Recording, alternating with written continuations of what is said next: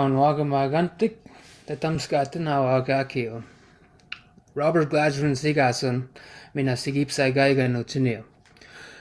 My friends, thank you for being here today and sitting with me as I introduce myself. My name is Robert Gladue, and I come from the Waterhen First Nation in Saskatchewan. I greet all of you who are here today to listen to me. Just to give you a little bit of background about myself, I've been storytelling now for maybe a little bit over a decade, and it's had a tremendous impact on my life thus far. I've been fortunate enough to travel to many communities throughout Saskatchewan, but also throughout Canada and the United States to share with my relatives, about our stories, the stories that come from our land, the stories that come from our people, but also to sing. Singing with the drum, traditional music is a huge thing to me. I didn't grow up around the drum. I didn't find it until later in my teenage years. And I should say that the drum found me. Luckily, it found me during a difficult time in my life. I didn't have the easiest childhood. I wouldn't say I had the worst, but it wasn't an easy one. I seen a lot of alcohol abuse, as did we all. And it was during this time in my life that the drum found me. I ran into a group of men called the Waterhen Juniors. That was their powwow group name. And they invited me into their circle. They sat me down. They taught me the ins and outs of the powwow drum. How to sing, the techniques, but also the teachings behind it. And it was those teachings about sitting at the drum, holding yourself with a certain respect, being clean in spirit around the drum. It was those teachings that ultimately pulled me away from that life of going down the wrong road, of being involved with alcohol. It was those teachings behind the drum that brought me to a better place. Essentially, it saved my life, and it showed me that, there's positive influences, positive things in our cultures and who we are as people that can really give us strength, that can really lead us down the right path. And so since then, when I was a young man and I started to sing and I started to learn, I started to travel and I started to visit communities and sing at powwows and round dances. And then it turned into a little something more. I bumped into a man who's now my good friend. His name is Jason Chamikis. Jason was a flute player and storyteller back then, and so he invited me along with him to travel, to share stories, but to also sing. And so it was through his mentorship that I was able to discover my natural talent for storytelling. And now it didn't come easy at first. I wasn't always able to speak as clearly as I can these days. But it came slowly, and it came because I was focused on wanting to learn our stories and wanting to learn how I could turn around and help our young people. And so that's what I'm very privileged to do today, is to be able to travel and to sing and to tell stories. But in addition to that, I'm also able to talk to our young people about how you can use our identity, our stories, our songs, our teachings, and our culture to find a path that's better for you, rather than turning to negative influences to, I guess, to black out things that have been on your mind. When you're going through a difficult time and your mental health is suffering, you don't need to turn to negative influences like alcohol and drugs. Rather, there's so much to who we are as people that you can find your strength in. And so it's been a journey for me. And I'm very happy today that I'm able to do this type of work, to travel and to talk to our young people and to give back what I was given. Give back those strengths and those teachings that I was taught to help myself get through those tough times. And so today I travel and I sing and I tell stories, and I love to do it. There is a beautiful energy behind the stories and the songs that we have as people. So, on that note, I would like to start. Bring in the drum to start things off. I'm going to share a song, and then I'm going to go into a story. It's one of my favorite stories to tell. You may have heard it before. But the thing is about our stories is that it's okay if you've heard it once or twice or 4 times or 10 times. Because it's important to listen to these stories and to know them detail by detail, word by word. Because that's how we pass on our teachings. That's how we pass on our stories, is by memory. So when it's our turn to tell these stories, they're going to be right here waiting. You're going to know it word by word, and you're going to be able to tell your young people when it's your time. So with that, I'll start off with my drum here. Sing us a good song here.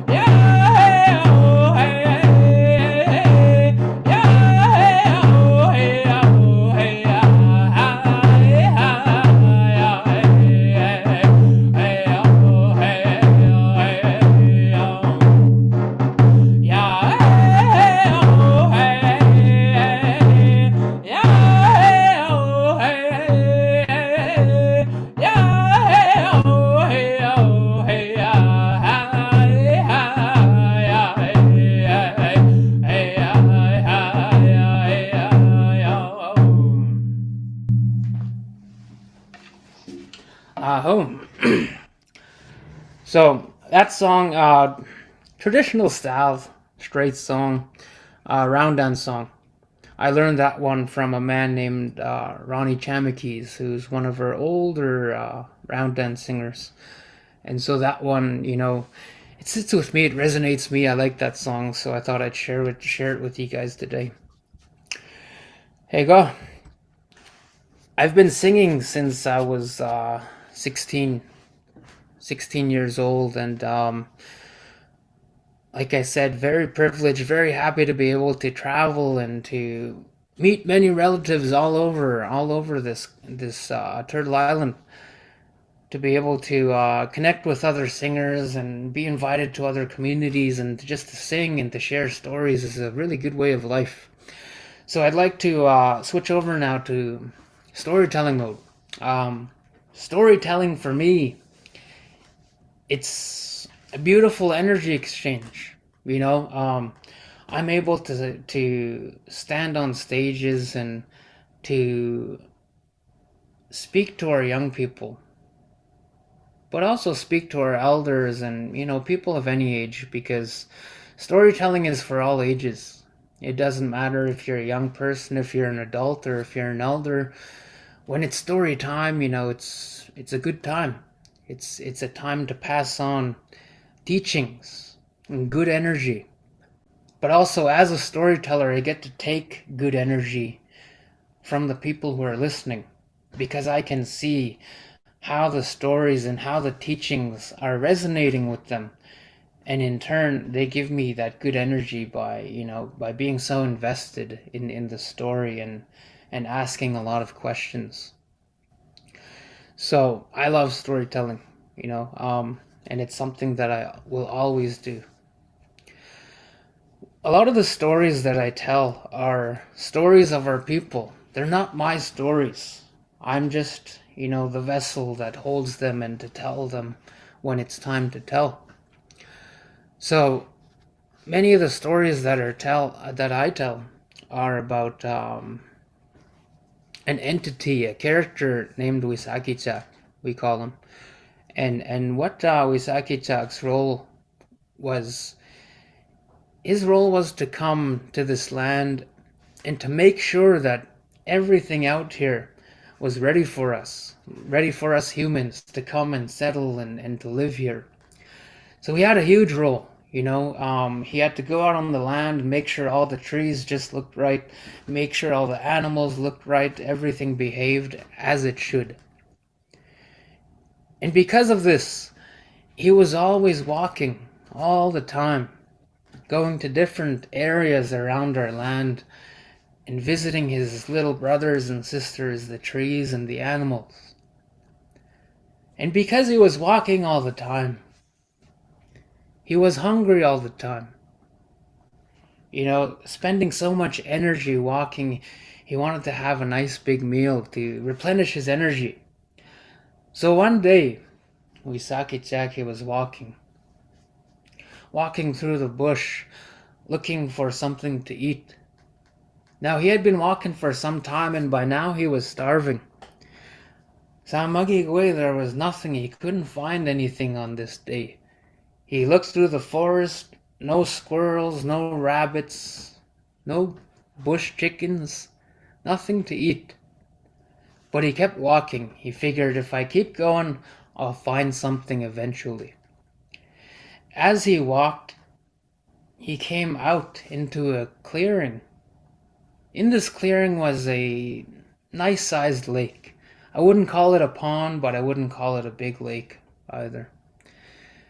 So he stood on this lakeside, and he looked out into the lake. And in the lake, he seen all these birds. There was ducks, there was geese, there was mud hens. All these different types of waterfowl. And he thought to himself, how can I get those things from that lake and into my stomach? But Wisakichak, he was very smart, he was very cunning. So what he did is he came up with a plan. So what he did is he left the lake. He left the lake, he went walking back into the bush. And in the bush, he grabbed a bag. And into this bag, he put his drum, he put his stick, but he also filled it with a bunch of leaves and a bunch of grass and dirt. And when that bag was nice and big and bulging and heavy, he threw it on his back and he started to walk back to the lake. Well, when he got to the lake, the birds seen him. And they seen Wisakichak walking nice and slow, as if his bag was just really heavily burdening him. And they were interested. So they stopped what they were doing and they called out, "Hey, big brother, what you got in that bag?" Sam Wisakichak pretended not to hear them. And he kept walking, and he went back into the bush. Well, a few moments later, he come back. Same thing. Same heavy walk. This time he come closer to the lake. And he walked, and the birds, they called out once again. They said, "Hey, big brother, what you got in your bag?" Once again, Wisakitsak, he didn't listen. He went walking back into the bush. A few moments later, a third time, he come back. This time he come right up nice and close to the shore. And by this time, all of the birds were curious. They come up closer, way closer up to the shore, and they shouted, "Hey, big brother!" Finally, he stopped, Wisakitsak, and he acknowledged the birds. "What do you have in your bag?" they asked. So Wisakitsak, he said, "This bag right here? You guys want to know what's in here? Are you sure?" Of course the birds, yes, big brother. Let us know what's in that bag. So he said, "Okay, follow me. I'm going to show you what's in this bag. But first we got some business to do." So Wisakitsak, he turned around and he went walking back into the bush. All the birds, they come out of the lake. One by one they followed him into the forest. Well, they walked for some time until finally they came to this clearing in the bush where it was just grass in this clearing. And Wisakitsak said, "Okay, what I'm going to ask you to do is you're going to build a big lodge. Build it nice and high, nice and round for all of us to fit in there. But what I need you to do is build that door nice and tiny so that we can only go in one at a time." So of course the birds, it didn't take them very long. They were excited, they were all ready to go. So really quickly they got this lodge built up. Nice and high, nice and round, and with that tiny little door that Wisakitsak had instructed them to build. So Wisakitsak, he went crawling in. The birds, one by one, they squeaked in. And then Wisakitsak went stood at the back in the center. And he waited till all the birds got in there. And he said, "Okay, Kipasquatim, shut the door. We're going to get started." So the birds shut the door, and it was crowded in there. You know, all the birds were in there. It was kind of loud, but they quieted down, and they waited, and they watched. Finally, Wisakitsak grabbed his bag, and he said, "Okay, here's what's in here. I'll show you now." So he pulled out his drum, and he said, "Little brothers, little sisters, I've been given a new ceremony that I'm going to share with you here today. It's called the Shut-Eye Dance. I was just given it today. And what it does is it's a dance for healing. If ever you're sick, if you're ever going through a tough time, if you're having a hard time, you need to do this dance, and I'll show you how it's done. This is what you need to do. When I sing with my drum, I want you to close your eyes, and I want you to dance. Doesn't matter how you dance, as long as you're dancing nice and hard. But if you open your eyes, even just once, you're going to ruin the medicine, and it's not going to work.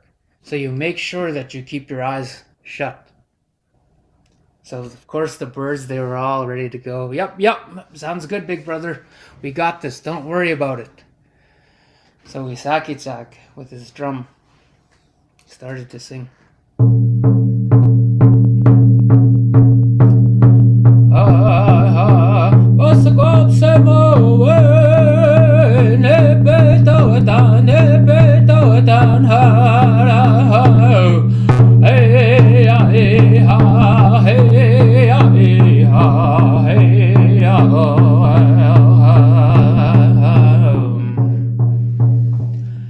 And as he sang, all the birds, they closed their eyes, and they started to dance to Wisakitsak's song that he was making up.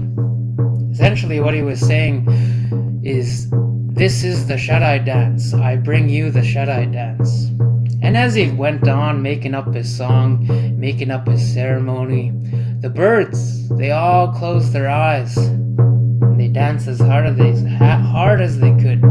Quack, quack, quack, quack. Trying all their best moves, you know? So the birds, they danced and they danced and they shouted. And it was so loud in there.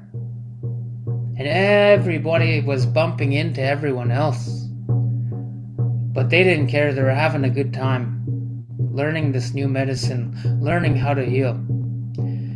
And as they danced, Wisakichak was watching them, and he noticed that there was this nice big juicy goose that was coming by.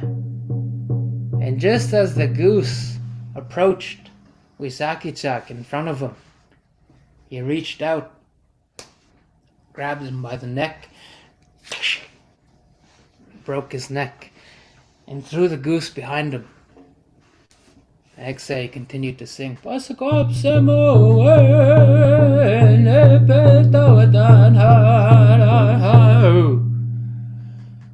And nobody seen. You know, because all the birds, they had their eyes closed shut. They were dancing. It was loud. And they were having a good time. Meanwhile, Wisakichak, his plan was working. So every now and again, as another bird came by, he grabbed it, broke his neck, threw it behind, kept singing. And after some time, there started to be a pile of birds behind him. But as that happened, the dance floor got more and more empty.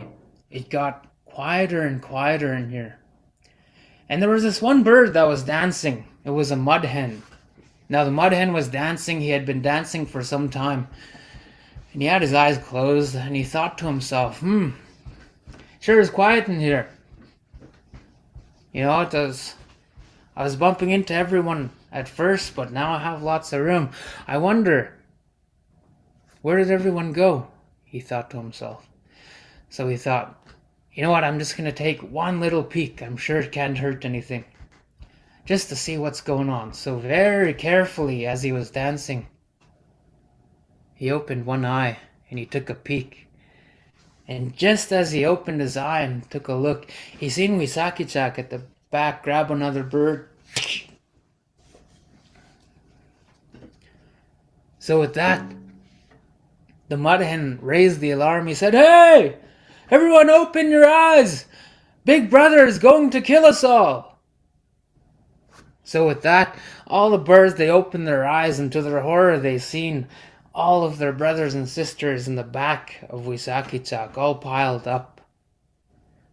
And they ran to the door. But remember, this is where Wisakichak was smart, because he said, build that door nice and small. Only one by one we come in. So one by one, the birds could only get out. And in the chaos, Wisakichak was able to come running and grab a few more birds. And the last bird to get to that door just so happened to be that mud hen that raised the alarm. And it took him a while to get there because he was kind of a big framed bird. And as he got to the door, he tried running out, but he got stuck. His butt got stuck in the door frame. And Wisakichak seen that. But instead of grabbing him and adding him to his dinner, he said, "Okay, I'm going to teach you a lesson. Since you're the one who ruined my plan, you're the one who ruined my meal. I'm going to teach you a lesson." So very carefully, Wisakichak backed up. He took aim, and then he ran, and then boom! He booted that mud hen right in the butt, and it flew out of the lodge, onto the ground outside. Wisakichak come out, and the mud hen got up and it tried to run away, but it couldn't run because Wisakichak had damaged his hips, so it could only waddle away. And Wisakichak said, "You see that? You see how you're walking right now? That's your punishment. So you and all of your descendants that come after you are going to walk just like that. So now today, if you go out to the lakeside, you guys see a mud hen. Mud hen aren't as common as ducks or geese or anything, but if you see them, you'll know it's them because of that waddle. They waddle down the lake shore because of that kick that Wisakichak had given one of their ancestors. So Wisakichak was proud of himself, He didn't get all of them, but he got maybe a good half of them. And now after all that work, he finally had his meal ready to go. So it didn't take him long. He built up a nice fire. Nice and hot, big fire. He had it going there. But at the same time, after all that work, he was tired. So he thought to himself, okay, I got my food here, I got my fire. I'm going to get to work on it, but first I'm going to have a little bit of a nap. So he looked around and he found this nice comfortable spot between these birch trees. So Wisakichak sat down on the ground and he leaned back against those birch trees and he fell asleep. After he fell asleep, he was snoring. The birch trees, they started talking to each other. And they said, hey, let's play a trick on our big brother here. So what they did is they squished together, just like this, and they pinned Wisakichak in between them. When he felt this, he woke up, and he couldn't move. He struggled to get out, and he started getting mad at the trees. He said, hey, you guys let me go. Let me go. But the birch trees, all they did was laugh, and they giggled and they laughed, but they didn't let their big brother go. Like I say, he continued to get mad and to struggle, causing a lot of racket, a lot of noise. And not too far off in the bush, there was a small animal we call fox. Now, the fox was walking by and he heard all this commotion. And he come walking up there, and he took a look and he seen big brother Wisakichak stuck between the birch trees. But he also seen this big pile of juicy ducks and geese and mud hens. So he decided to come sneaking in there, going towards that pile of birds. Wisakichak, he seen him and he said, hey, leave those alone, those are mine. I worked hard for them. Get out of here. But of course, Fox, he took his opportunity and he come in and he grabbed a duck and he dragged it away into the forest. Oh, a couple minutes later, Fox came back. Wisakichak was still stuck, still struggling, still angry, still shouting. But he took his opportunity, he grabbed another one and he dragged it away. He continued to do this, back and forth, until that pile of birds started to grow smaller and smaller. Soon there was only a few left. Fox kept coming, grabbed another one, dragged it away. And Wisakichak, by this time, he was really, really angry. And he fought, but still he couldn't get out. And the birch trees, they kept laughing and they kept laughing. Well, Fox come back, and there was only one more bird left. And despite Wisakichak yelling at him, getting angry, Fox took the last bird, and he dragged it away. Now after some time, of course, Wisakichak, he was angry, he was frustrated, he was sad now that his supper had been all stolen. And finally, as it started to get dark, the birch trees were tired and they let him go. Well, you can imagine how frustrated and angry he was. The first thing he did is he got up and he turned around to the birch trees and he was mad. So he went into the bush, just like Kukum used to do. went walking into the bush, and he grabbed a red willow. He come walking back, and he said, I'm going to teach you guys a lesson. So he took his willow. He started to whip those trees, the birch trees. And every time he whipped them, he caused them to have scratches across their nice, beautiful white bark.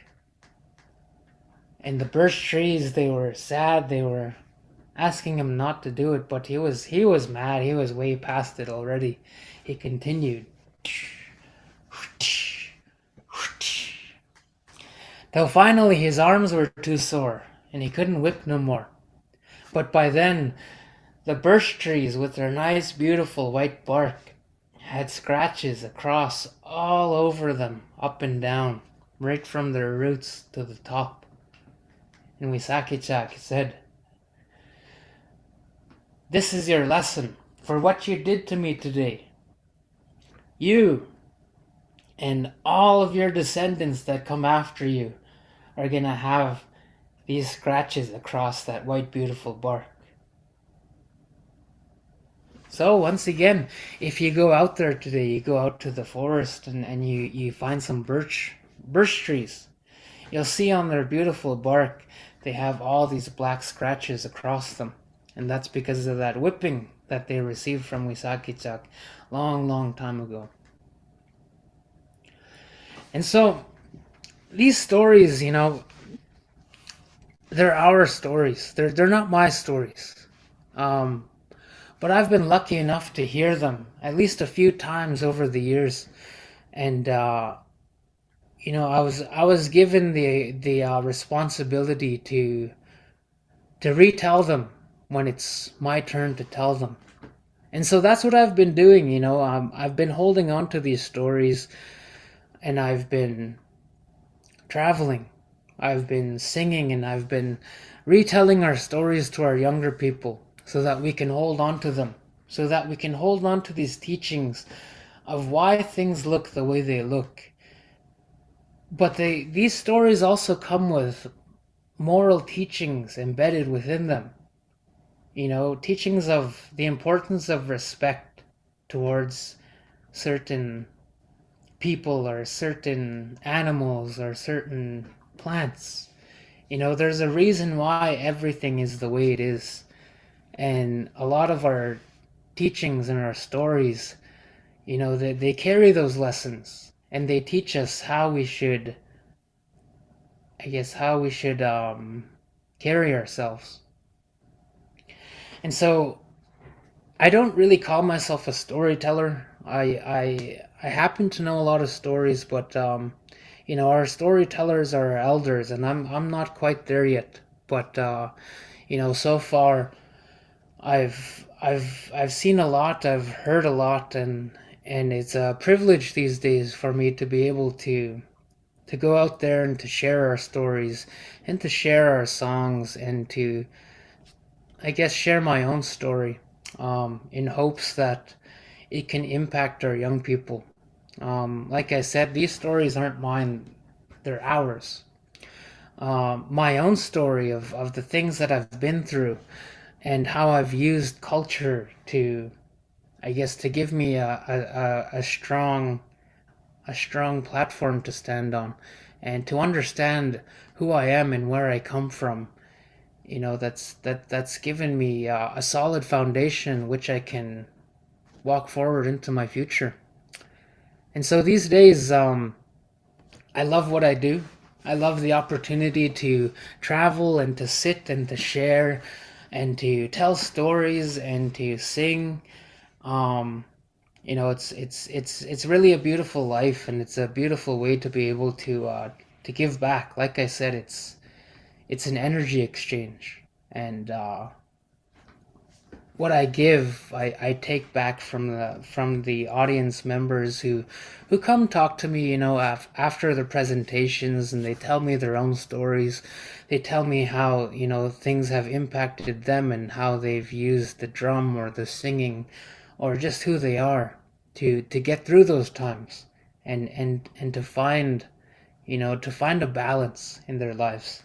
And to me, that's such a powerful thing. I know these stories are not just entertainment, but there's a whole lot attached to them that really speaks to your spirit and resonates.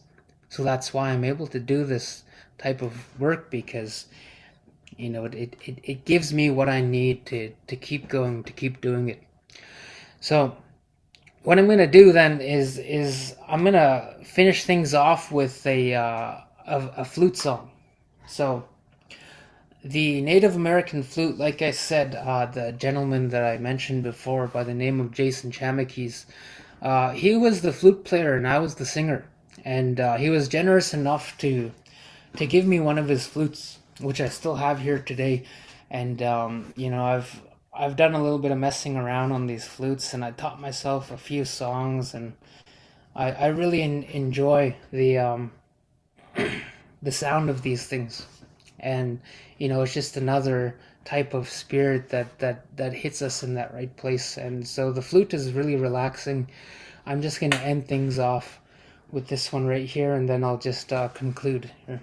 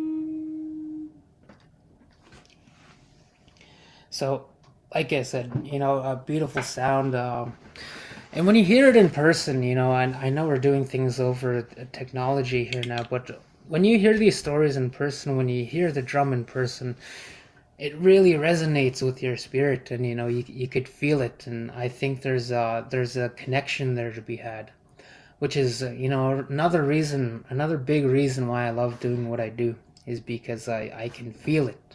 I can feel the impact that these stories have. I can feel the impact that the music has. And I know it's such a beautiful thing that we have to offer. And these gifts are within you as well. Um, One thing I always talk about is how these things don't belong to me. I'm just one person who knows the stories and knows the songs. But these are all of our songs. These are all of our stories. And this gift to be able to talk and to be able to sing is something that you have as well. And a lot of times, a lot of people don't tap into those gifts. But, I always believe that in your blood, your blood knows who you are, where you come from, the people that you come from. So it knows these stories, it knows these techniques to singing and to playing. And I think that, if we help our young people discover these gifts and learn how to use them, then I think it could go a long way into helping them, and define their future, if they know who they are, where they come from, and just the beauty of the people that they have standing behind them. And that in itself, just recovering from all the impact that residential schools have had on our people. It's beaten us down, but we're at a point now where we're starting to stand up. We're starting to remember who we are, to hold on to what we have left, but also to start learning our stories, to learn our teachings, to learn our languages, and to build ourselves back up, back to the people that we once were. And so, if I can offer any little part of that, to be able to be a part of that mission and to restore, good health to our people and restore our ways, then, I'm all for it, which is a huge part of why I do what I do.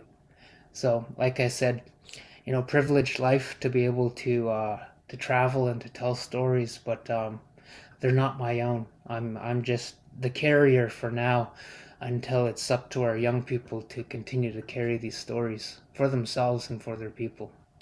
So with that, thank you very much for joining me here on this video. If you got this far, I thank you for sticking around.